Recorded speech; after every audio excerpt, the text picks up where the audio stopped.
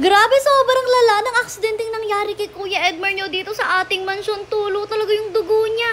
Hello, Pack members! Welcome back to Husky Pack TV. For today's video, may nangyari hindi inaasahan dito sa mansyon at nagkaroon tayo ng kaunting aksidente. Eto na nga, nanggumpis ang pag-video ni Mother. Bigla na lang kumamot sa ulo si Kuya Edmar nyo habang buhat-buhat niya si Kelvin at paglabas niya, hala, tumutulo na yung dugo sa ulo niya. Hindi rin talaga namin na-expect yung nangyari nito. Bali, dali-dali nga niya ibinaba si Kelvin dito sa labas at pagharap niya kay Mother, grabe na yung dugo na tumutulo mula sa ulo niya.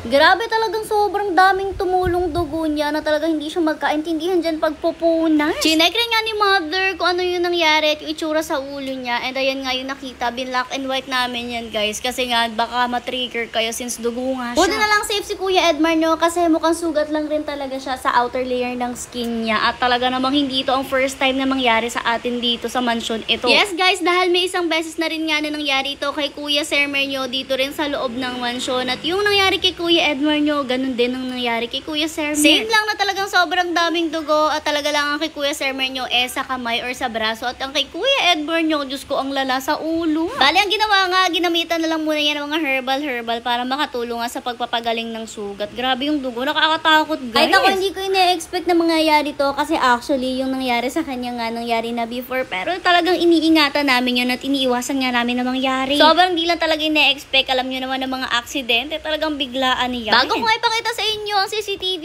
nakuha kung paano nangyari yun, ay chichika ko muna sa inyo ang ganyan. Bali, kita nyo nga kanina, buhat ni Kuya Edmar nyo, itong si Kelvin, dahil nga binuhat siya noong una, dahil nga sobrang kalat na kalat ang kanyang cage or ang room niya. May init kasi tayong female, which is si Britney, nakatabi naman ng room ni Kelvin, at naamoy niya nga si Britney, kaya naman talaga maghapon siyang nagwawala. At ang ending nga, dahil maghapon siyang gising at nakakaamoy ng inhit at gustong makaisa, talaga naman nagpupo na siya doon sa kanyang room. Which is normally, pwede naman sila magpupo doon dahil may mga potty area nga sila sa dulo or yung para mga CR nila. Pero ang nangyari nga talaga naapak-apakan niya po ang kanyang pupo sa sobrang pagwawala niya dahil gusto makabembang.